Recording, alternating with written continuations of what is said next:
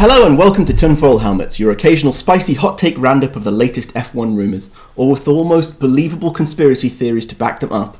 Everything here is carefully researched for hours to make sure it's totally founded in logic, reason and truth. Or not. Who knows? So, Andrew, this week, should we kick off with, have we got anything right? I think we're batting zero this week. Perez will win in Miami too. Well, he was on pole. And he did lead most of the race. Did he? I think he had the most, as a percentage, most meaning 50% or more. Well, let's see. He pitted at like lap 19. Oh, no, because then, no, I am wrong. You are correct. I forgot that there was the whole Verstappen driving out front on his hard tires, whistling away like nothing was happening. Yeah, 15-second gap, then a 16-second gap, then a 17-second gap, then an 18-second gap. But that was it. The radio from Christian said it was 19.8 at one point. Yeah, I saw that. I heard that. I was like, that's a lot. Dude. Yeah. Merck will do better since Miami was good for them last year. I'm going to give that not a wrong and not a right. I will say that their performance in quali was definitely worse than last year and made us look stupid. But I think they kind of pulled it out of the bag. I mean, Lewis was whining and driving around like a weirdo, not to preview the race, but then eventually he kind of, towards the end got some pace and worked out what was going on. And so I'm going to give this not a failure, but also not correct. I mean, better is subjective, right? It was better enough. It was better enough. That's all we can hope for this season, is better enough. We should move on to our ever-recurring segment of, has Zach Brown been fired yet? He has not. He is continuing being employed. I haven't seen him anywhere, though. I don't know if maybe he's been bundled into the back of some Middle Eastern car that, they're trying to beat him up and ask for their money back, but I haven't seen him. That's a good point. He has not been around. I believe there was a quote this week from him, but if it's just a quote, you don't know if somebody just ChatGPT'd that. What was the quote? I can't remember. Oh. It was some piece of news about... Oh, I remember the quote. I can't remember exactly what was said, but it was along the lines of... I found the quote. It was that there is no big four F1 teams. It's just Red Bull and then the rest. Well, looking at the race results from this weekend, there's Red Bull, then 8 other teams, and then McLaren. Yeah. What happened to their performance from last week?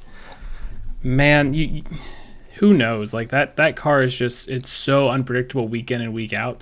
I saw a thing that maybe Lando Norris had thrown Daniel Ricciardo under the bus about how great of a teammate Oscar was compared to Daniel, and that's bold to go after McLaren's last race winner like that. It is, and he was saying, what was it? Piastri pushed me harder than Ricciardo ever did.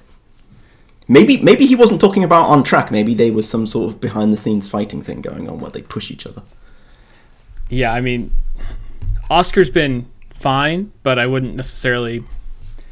I would say that all is not well at McLaren for sure. And, man, I don't know what's it gonna take to get them back to the front of the grid.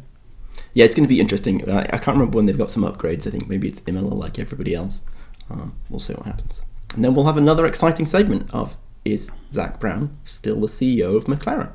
I think also we got to remember Indy 500's coming up, and if McLaren have a good run at Indy, that could save his job. So we'll see. He does have more than one leg on his chair tent. Yes, that'll be coming up in our very special episode of Monaco was boring, so let's talk about the Indy 500 instead. Is it the same weekend? It's usually the same weekend. Okay, great. I'm going to have to watch that.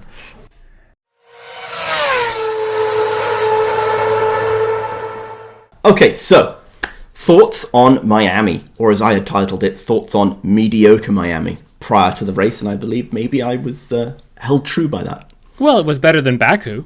Was it?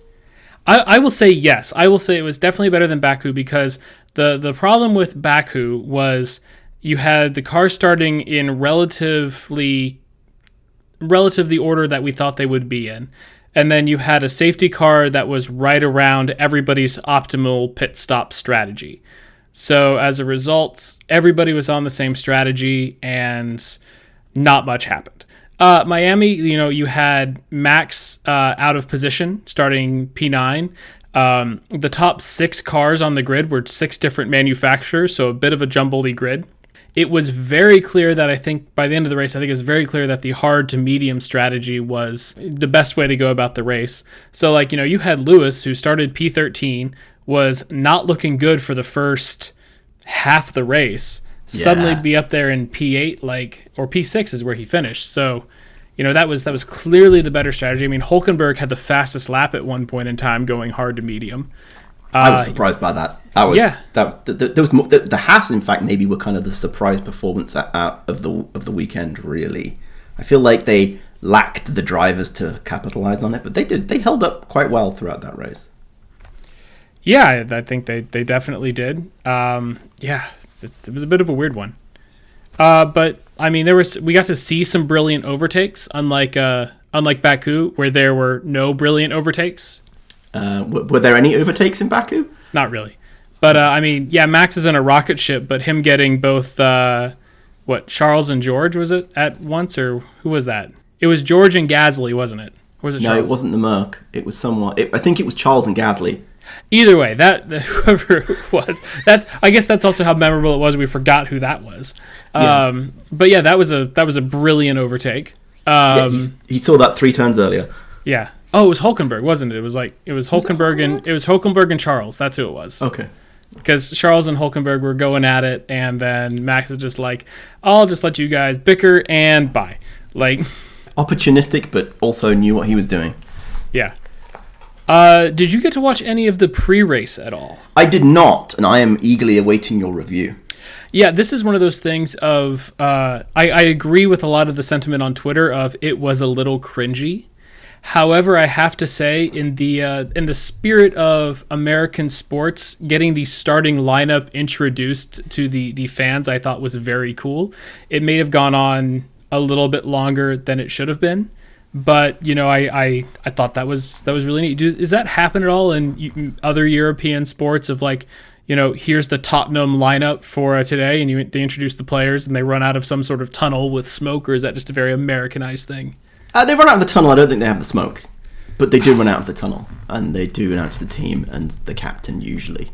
Oh, but just the team, not like it's not like here are AFC Richmond. If we're gonna just pull a Ted Lasso team out of they announce the team, they'll be like it's Tottenham Hotspurs, captained by John Smith, or whatever they call it.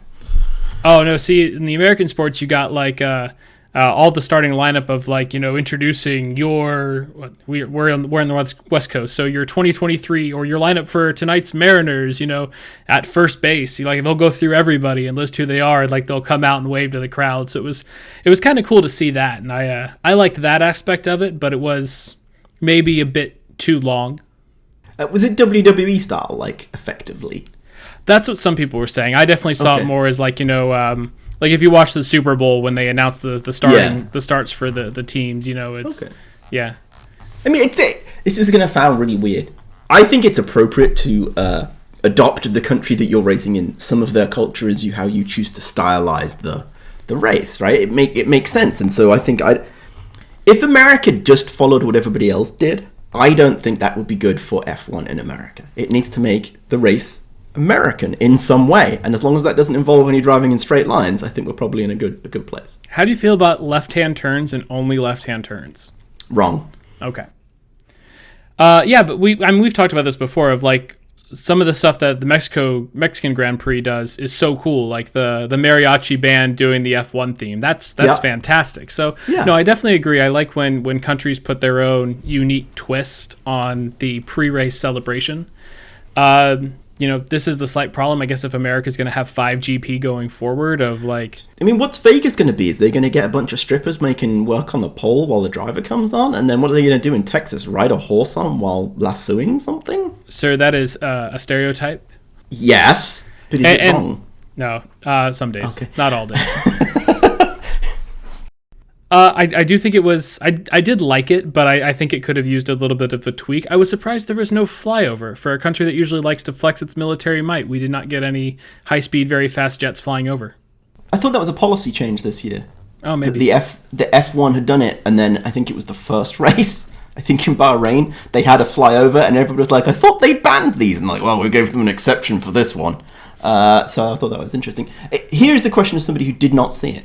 Should I take the time to go and find a stream of it on the intertubes and watch it? Oh, absolutely. You need to enjoy the cringe that the rest of us got to see. Okay. Let me take a moment and let me add that to my to-do list, because I will make sure I capture that. Martin Brundle was wearing the most fabulous shirt for his grid walk. Jackie Stewart did a great job of breaking through F1 security to secure Martin with an interview with Roger Federer. Possibly the highlight of the race, maybe the best move of the race, was F1 security trying to shoo Jackie Stewart away, and Jackie Stewart being like, "No, I'm Jackie. Who I am? I'm Jackie Stewart. Roger Federer, come with me. You are needed to talk to Martin Brundle." That was pretty good. Some of the things I missed out by not having Sky. What else about the race itself? Because I think we've got some commentary about... well, you know, we haven't talked about qualifying. Yes. Before we get to the race, we should discuss qualifying. Okay, so let's take our remaining commentary and we'll put that on the shelf. And let's get the qualifying down, lay it out. It's such an anticlimactic end to end on a red flag. It is. I was really enjoying quali. I was enjoying the will Max be able to put in a good lap at the end of it. You know, will he, because, you know, he'd only get one shot. Yeah. And yeah, he didn't get the opportunity. Nope. And his Q2 lap was faster than Pole's Q3 lap. Really? Really. I see. This has happened like maybe 3 or 4 times. I think we've watched it outside of wets races that I've been watching F1, where somebody slams in this blinder of a lap in Q2 to sometimes not even qualify on the front of Q2, right, due to something else or whatever, and then in Q3 nobody's even close to it. And I feel there's a disservice done to the principle and intent of qualification, which is the fastest person on a single lap should go at the front and then rank down from there. And I've sometimes wished that they could solve that in some other way. Yeah, I mean, I'm kind of fine with some of those situations just because, you know, the track is changing, you know, in the terms of, and they're pushing the tires really hard, that, you know, if a cloud moves out of the way and all of a sudden the track heats up 10 degrees and the tires blister, they're not going as fast as they were in Q2. I'm okay with that.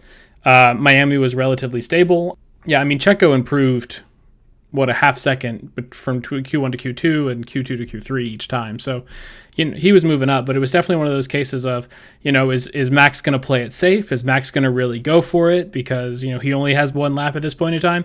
And then Charles Leclerc slams into the wall for the umpteenth time in qualifying and shuts it all down. They had like a minute 50 when he hit the wall. I did see a screen grab on it, so, you know, there is a chance they could have red flagged it there, and then you got a minute 50 to make it to the line to start a flying lap. That would have been tight. It would have been tight, but like it would have been I understand, like, from an F1 safety standpoint of you don't want to make it so that not every car can get out of like, if the red flag is going to go away, that every car will have a chance, because otherwise it's just going to turn into a scrum for the green light at the end of the pit lane, like everybody just standing or waiting for the green light to go on, which, you know, that's not safe. That's not great. Well, you know, somebody in that situation would delay leaving after the green light, sitting at the front to hold everybody up by like 5 seconds, just so that they could be the only one with the chance. You know, a driver would do that. Yeah, it would have to be Fernando Alonso. He's done it before. Exactly. Yeah. Exactly. And then you have somebody who'd probably try to pass around the pit lane. Like, it would just be chaos. It would be bad. You know, I think if you would have just added like 3 minutes to the clock, I think that would have been good. You know, I understand we can't add race laps and stuff because they can't refuel, but I think sending everybody back to the garage and saying, hey, we're going to put 3 minutes back on the clock. You know, I understand that you've messed with your tires already, and yeah, I mean, I understand for a race, like, you can't put laps back on the board because all the cars are fueled, but, you know, for qualifying, everybody's only running like 2 laps of fuel worth anyway. I think you could come back and say, hey, we're just going to put 3 minutes on the board. I'm sorry, your tires might be a little less than optimal, but we're going to give everybody a clean running shot. Like maybe 250% of the slowest lap in that 250% of the slowest lap in that section of qualifying.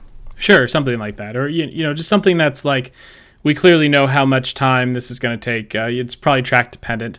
So yeah, but something like that I think would be nice. At the very least, I think if you cause a red flag, and I'll even go so far as to say double waved yellows in quali, in Q3 of qualifying, I think you go to the back of that group of 10.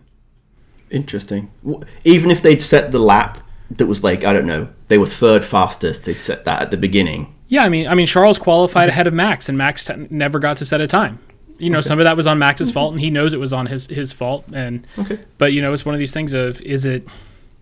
There have been, like, Monaco is the quintessential example of like people's ruining qualifying because somebody bumped their car against a wall. Like what Nico Rosberg, Nico, Checo, Charles, pick a driver, Schumi, probably. Who Senna. else? Senna, probably Prost, probably Niki Lauda. Yeah. Just since the beginning of time. But it's similar to how they clamped down with Schumacher trying to push Gilles Villeneuve off the track to win his championship. I wish they would clamp down a little bit on some of that stuff in qualifying. I understand drivers need to take risks and things like that, and we want them to take risks to go fast, but yeah, I think there needs to be, I think, some sort of penalty for ruining everybody's quality lap, because that's exactly what Charles did. I agree, and it's like it's not even that I think most of these people, when it happens, they do it intentionally. It's not like they're like, I'm going to throw it, except Monaco. They're not throwing it. I think it's just that they're pushing too hard and it goes out. But I do think something needs to happen. If nothing else, it has to give everybody else the opportunity, even if you don't get punitive with it. That enabling people to have the opportunity once more, I think, is the most significant and equitable part of it. Right, and then we're going to end up in a race where there's a red flag and a rainstorm comes through. All of a sudden, we give 3 minutes back on the clock, and everybody's time is slower than the person who crashed because now it's raining. I'm sure that'll happen at some point in time. Have any teams ever considered? Was it sodium nitrate, sprinkling that above, get some planes to fly over 15 minutes before the end of the thing to get it to rain, to just, sort it out? I'm surprised Ferrari hasn't tried that. I mean, that's right up there with Bernie Eccleston saying we should put sprinklers on the track. Yes. I don't like Bernie, but I still think that idea has merit.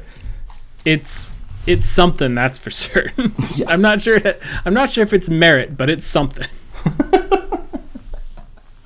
Okay, what else do we have about... Oh, we did the qualifying now. So what about the race? What about the race? We talked a little bit at the beginning about the race. Rainstorm overnight. Everybody on the wrong side of the grid had a much slower start. I don't know if you saw that from the overhead cam when they showed the shot, but like the left lane accelerated so much faster than the right lane. Which is interesting, given that it was supposed to have been washed by the rain. Obviously, some of the rubber didn't get washed off. Yeah, I mean, yeah. Yeah, but yeah, that was definitely the dirty side of the grid, and it showed. We talked a little about Lewis. I think on like lap 15, I wrote, is Lewis being disappointing in front of his friends? Because, so many of the people on the grid were like, oh yeah, I'm cheering for Lewis today. And he's definitely been a personality that's transcended just being a Formula One driver. Yeah. So everybody seemed to be cheering for Lewis these days.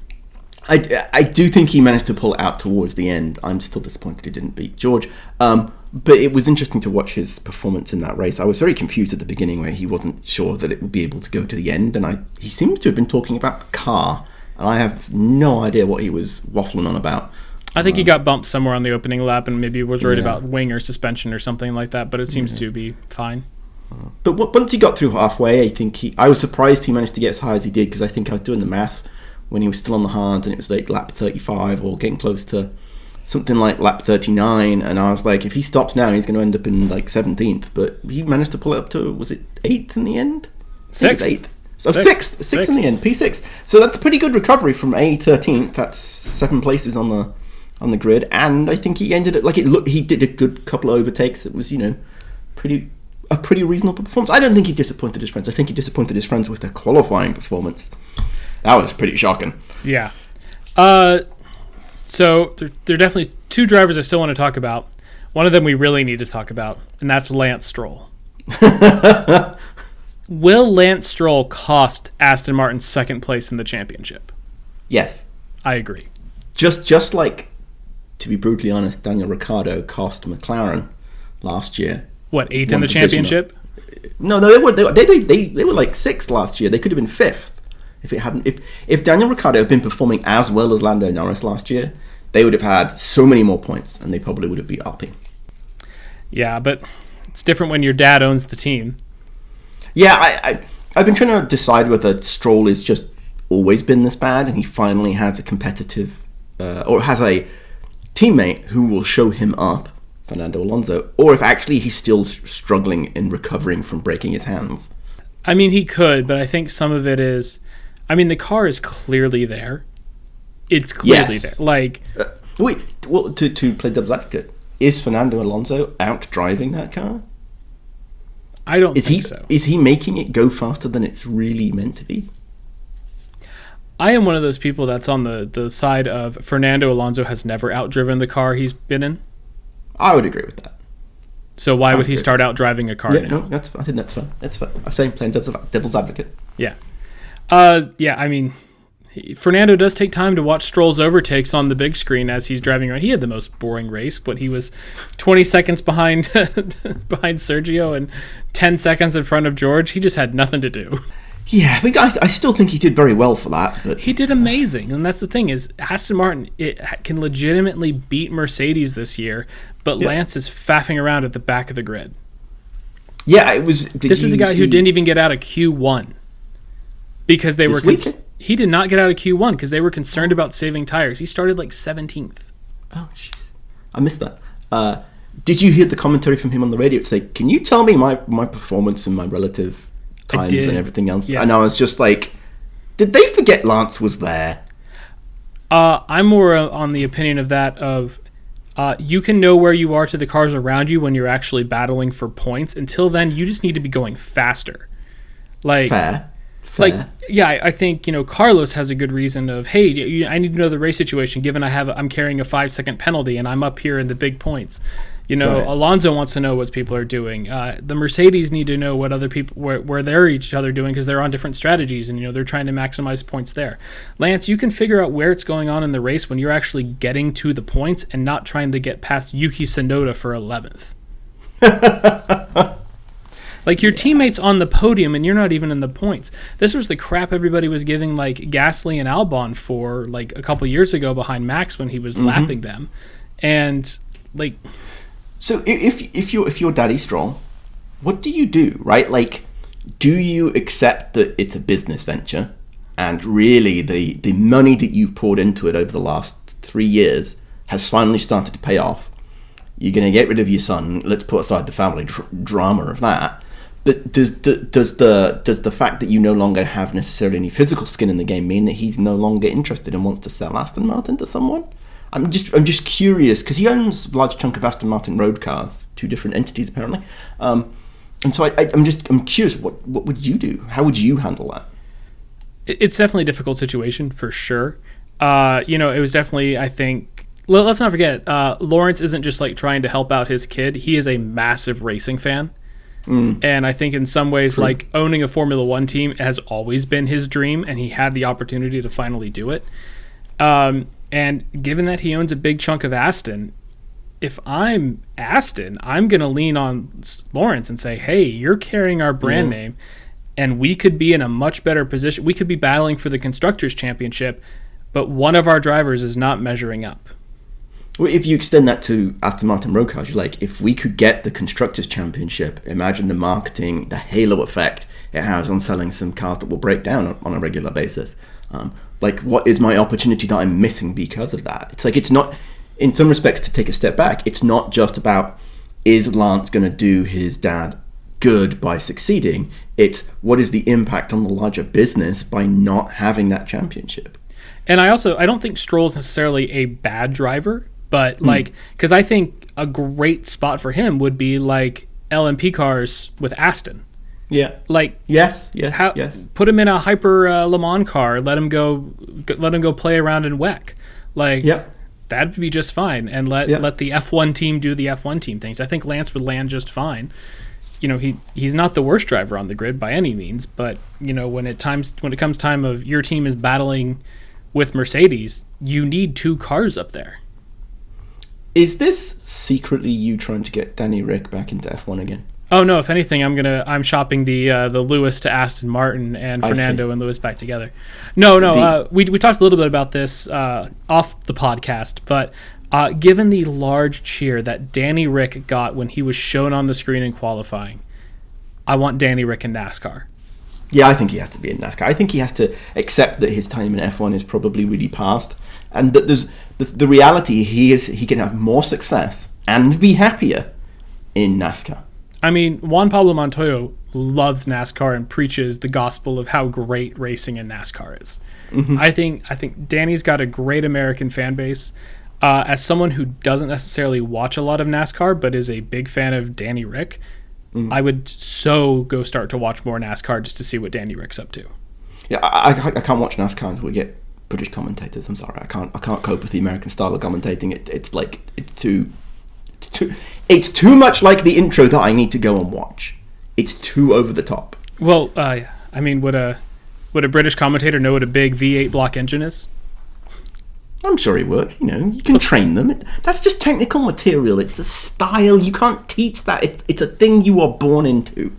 What do you think? Jensen's done a NASCAR race. Do you think he needs to be the British commentator? He could be an okay commentator. He can be the person who builds the audience for the British NASCAR people before we find a really good proper commentator. One of those people who commentates on football or maybe not cricket. That's not very exciting.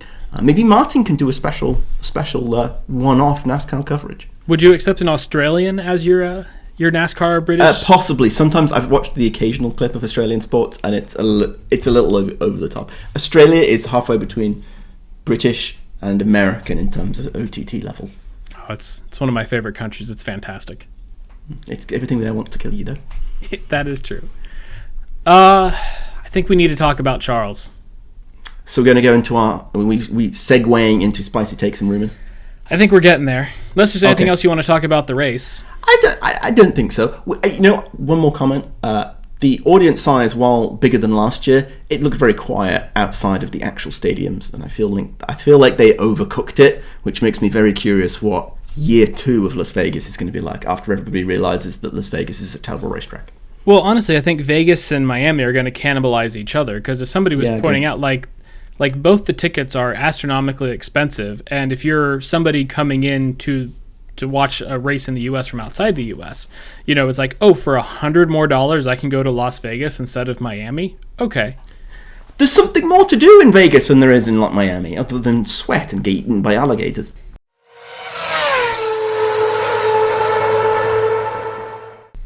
So, we're going to go and do spicy takes and rumors? Yeah, I think we got to talk about Charles. The question we should be posing here is Charles overrated? And I am going to go with the not that spicy, in my opinion, yes. At the risk of a boring episode of the podcast, I would agree with you. I saw something over the weekend that it was like right after he crashed in qualifying that was people saying this is the best driver that Ferrari's had since Schumacher. It's like totally disrespecting Kimi Räikkönen. Kimi could drive it around the track and didn't crash it. Yeah. There were some great years that Seb had there, but I don't know how to fix Charles in a sense. Because, but to fix him, you have to work out what's wrong with him. True. And so the question here is, this is where I think it's unclear and it's difficult to get a read on it. Is this because the Ferrari is a fickle car, right? If you separate previous generation style cars, previous regulations, where he occasionally binned the old style car, but I think those can be clearly attributed to Charles is young and unwise and just pushing too hard. But he's been at Ferrari for 5 years now, and it's new regs. Is the new car just a bit on edge?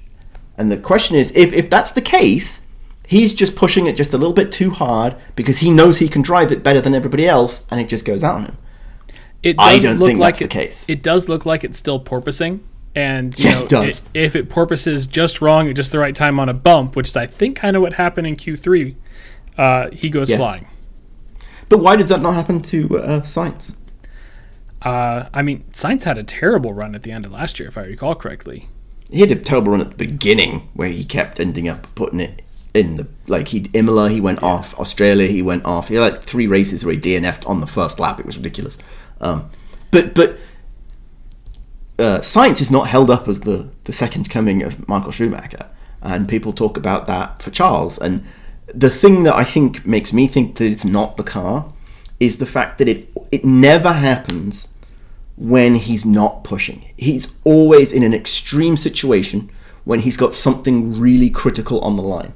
He did it in Imola last year where he was chasing Max and was like, I gotta get him, got him, and he dropped it and put it in a ditch. It happened in Monaco 2 years in a row, I think, where he was like putting in his lap and he was like, yeah, I'm gonna get this, and then he puts it in the wall. And the same thing happened in France last year where he was going around and he was trying to catch and he was trying to get that and he just biffs it off the track. And the same thing happened yesterday. He could see there was a moment of glory, and so he was like, I'm gonna get this, and he lost his sanity and just went biffed it. And I would have said it was immaturity, but I think it's that he doesn't know where the edge of the car is, because maybe that's not his skill, and he pushes it too far every time. Sainz does, and probably doesn't push enough because of that, but that's why Sainz doesn't put it in the ditch all the time. I will offer a third possibility. It's not Charles. It's Javier.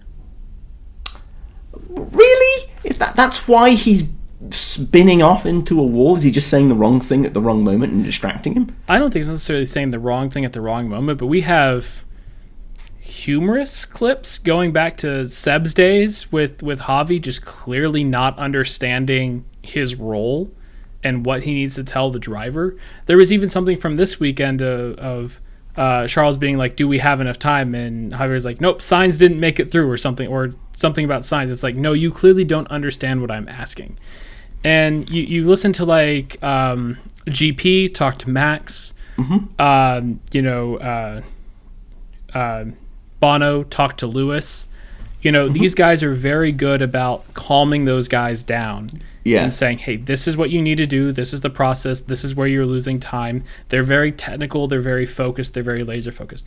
Charles does not have somebody to talk him down. So instead, he pushes like crazy. Okay. When because if going back to Imola last year, if GP's in Charles's ear, hey, you got good pace. Target, this time, this lap. You don't have to do it all in one lap. I don't know if Charles bends it, but because Javi never seems to be on top of it on the pit wall. Seb had to do it all himself. Now Charles feels like he has to do it all himself, and they're going careening off the track and ruining their racing careers. So the statement is that Charles is driving at 11 tenths of his mental capacity, because he has to spend 2 tenths of that capacity doing all the things that his engineer should be doing. I can believe that, especially when you tie that into the way that Seb had those same challenges. I think Seb always wanted to do that, but at the same time, I think Ferrari leaned on him to do that, versus when I think he was at Red Bull, he did it, but he didn't need to do it. Yeah, I think that. And, you see a little bit of, like, Alonso doing it with Aston Martin, but not to the extent. But even then, in Miami... Fernando has always done that. True. And I think he's actually doing it less, or he's doing it in a more collaborative way with Aston than he ever was with Ferrari. Oh, hey, look, we're talking about Ferrari again. Yeah, but even then, you had GP on the wall this weekend talking to Max, and Max was like doing some race engineer stuff mid-race, and GP shut him down and said, no, you drive the car. I know what's going on. I will keep you informed. Yeah, no, I think that is an interesting third option. Maybe that's what Fred Vasseur will change as he attempts to remake the team in his own image. Yeah, I think it's one of those things of one area that Ferrari has really been lacking over the past 10 seasons is really their race engineering and data analysis of, we talk all the time about Ferrari strategy. I don't think their race engineers are up to par with anybody else.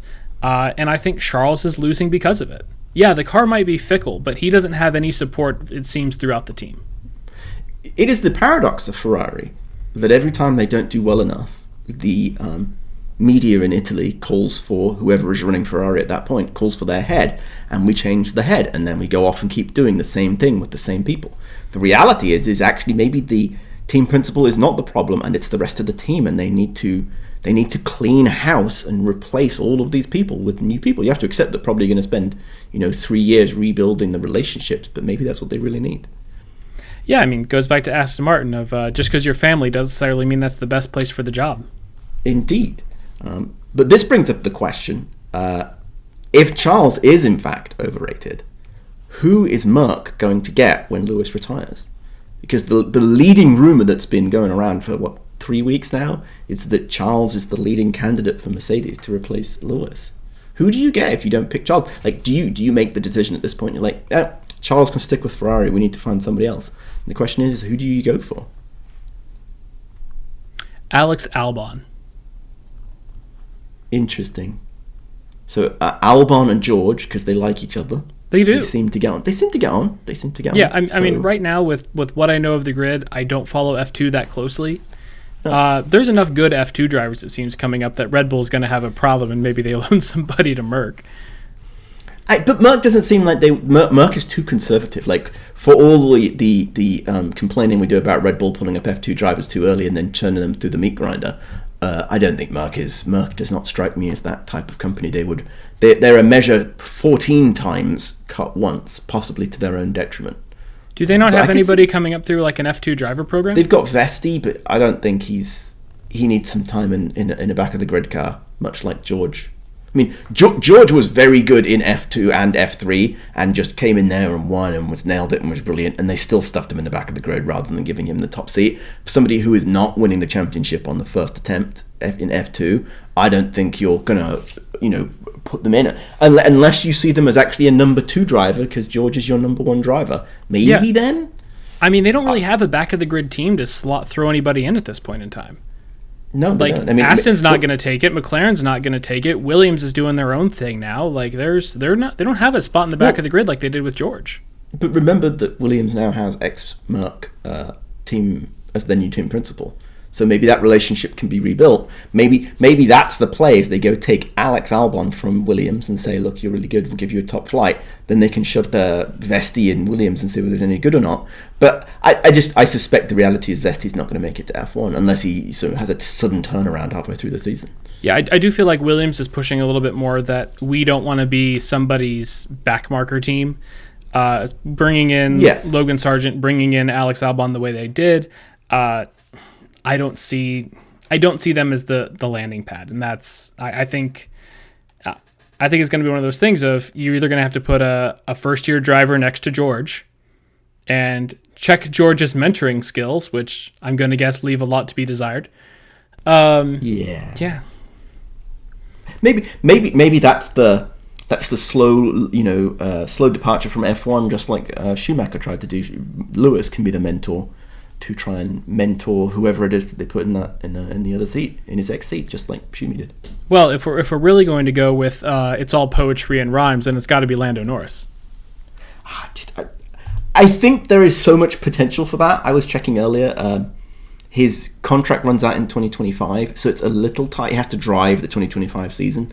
It's a little tight to come in 2026 with a great car and be gelling with the team. But maybe that's the risk. Maybe they can convince Lewis to stay for another 2 years. I'm not sure unless Lewis pulls his finger out, I wouldn't want Lewis as my second driver. I need someone who's going to actually perform every weekend. I'm slowly coming along to your trying to thinking of Lewis is done after this year. I think maybe at least done with Mercedes, especially if he goes his whole year without a win, because that would be 2 years in a row and the only 2 years of Lewis's career where he has not recorded a win.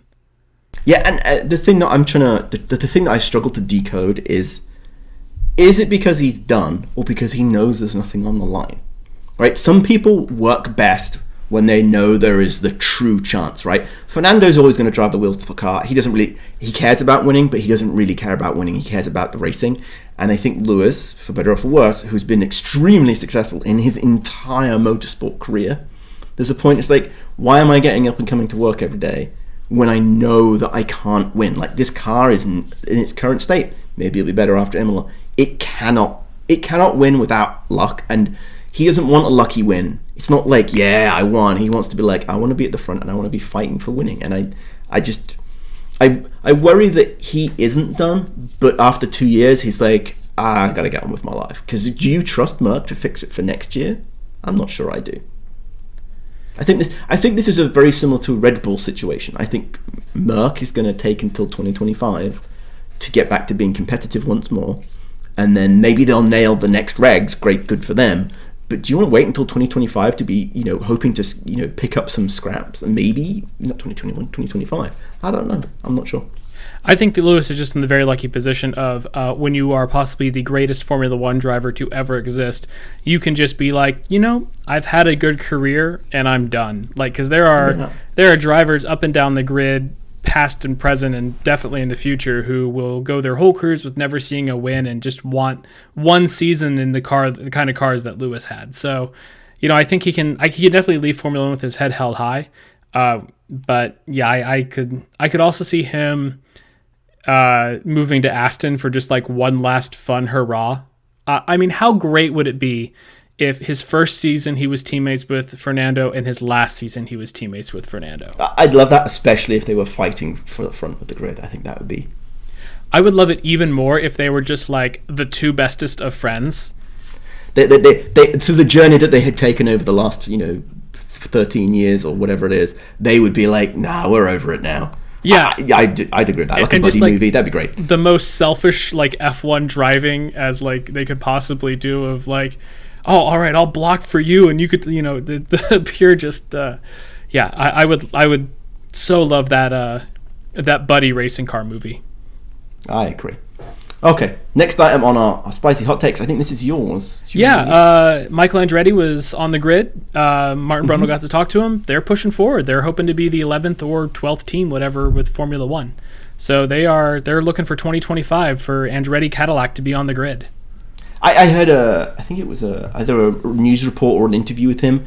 They're not just like, we're going to go be the 11th team. They're like, we've hired a team, we're hiring training people. Like, they are like, whatever F1 is saying and trying to create the most compelling argument to enter F1. And then you see stories this week about some random team. It's like, oh, I'm going to create an eco-friendly F1 team. And everybody's like, great, another team on the grid. The only serious team is Andretti. And I don't understand why everybody's like, I'm not sure about that.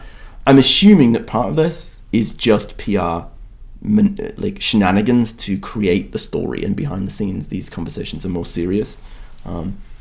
It's very strange.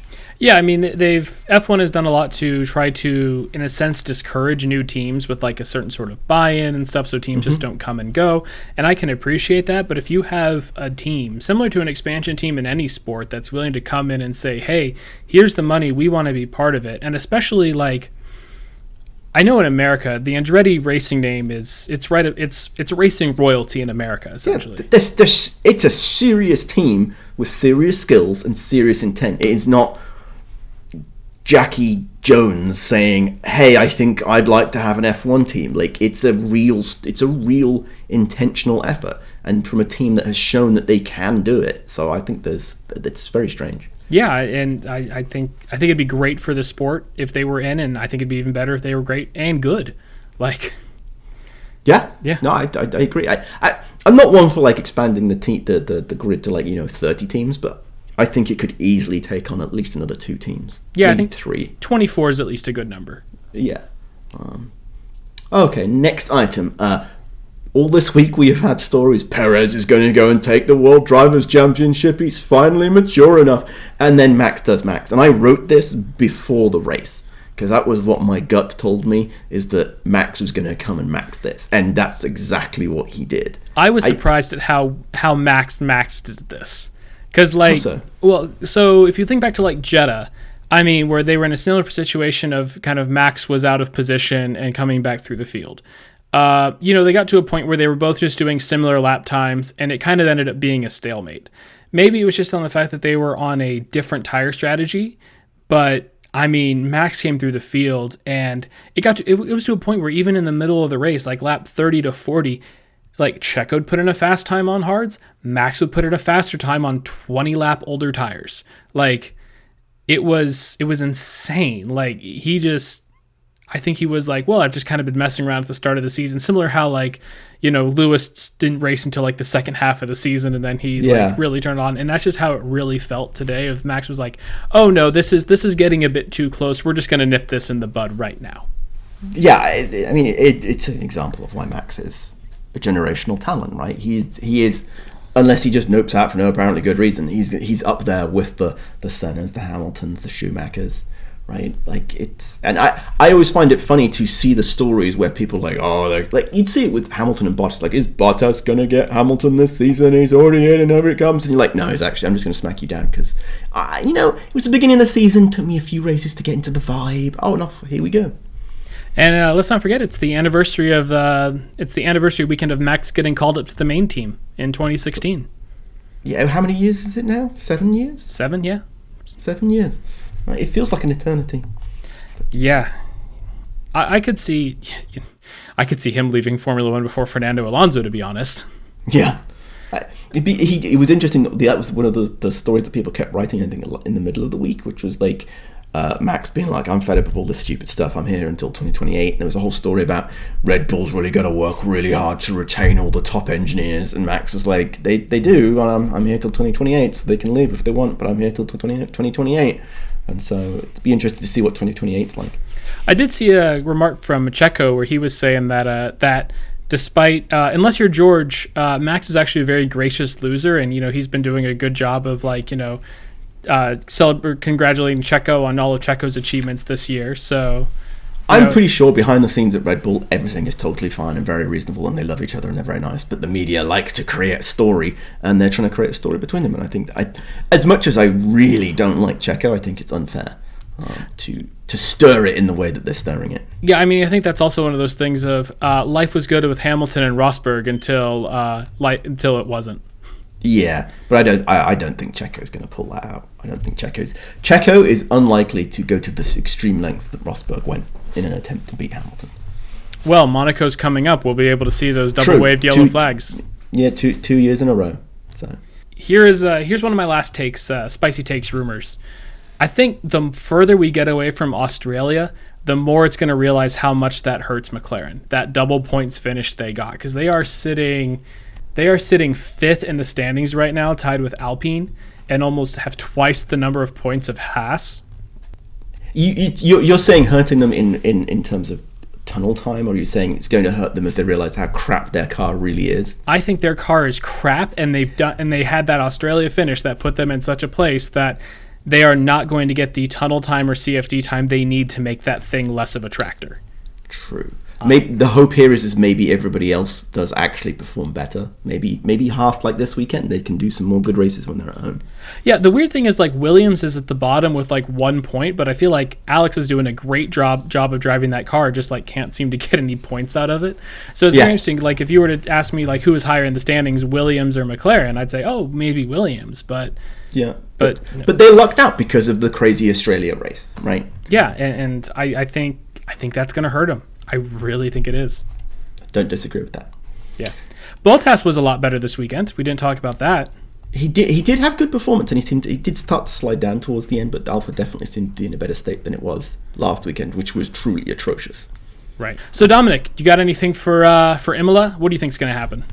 My crazy prediction for Imola is that Merc will bring these upgrades that will be barely visible and will have no effect on the performance of the car relative to the rest of the field. And I think that's the key part. I'm not saying that the car ain't going to go faster. I'm going to say that relative to the rest of the field, they will not improve based on this massive upgrade. The one caveat I'll say is if they bring side pods, that would be a very visible upgrade.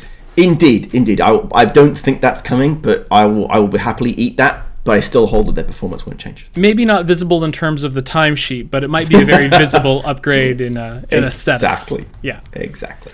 I'm going to predict rain. I will go with that. I think that's likely given on what happened the same time last year, because it was a bit wet last year too, right? Yeah, I looked at the long-term forecast, and it's looking wet across Italy this time of year. Yeah, it's going to be... I think that could be... Because they thought this weekend was going to be the first wet race of the year. I think it's actually going to be Imola. I mean, for those cycling fans, there is a great race going on in Italy right now, the Giro d'Italia, the first of the Grand Tours of the year. Oh, and how many... When does the Grand Tour season end? Well, there are 3 Grand Tours. There's Italy, France, and Spain. Italy's in May, France is in July, Okay. Spain is in August, pretty much. Okay, so the whole summer, really. Yeah, pretty much. But people always care about the Tour de France. I'm much more of a Giro d'Italia fan. I think it's a much more interesting race.